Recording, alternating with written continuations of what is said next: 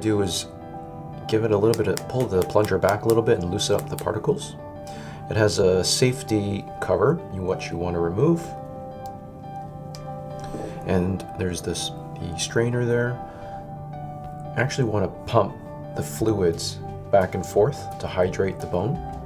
And you can see that the bone is actually moving inside that syringe. And with the excess fluid, you want to squeeze that out. And then you can twist the cap to go open bore and go right into the site.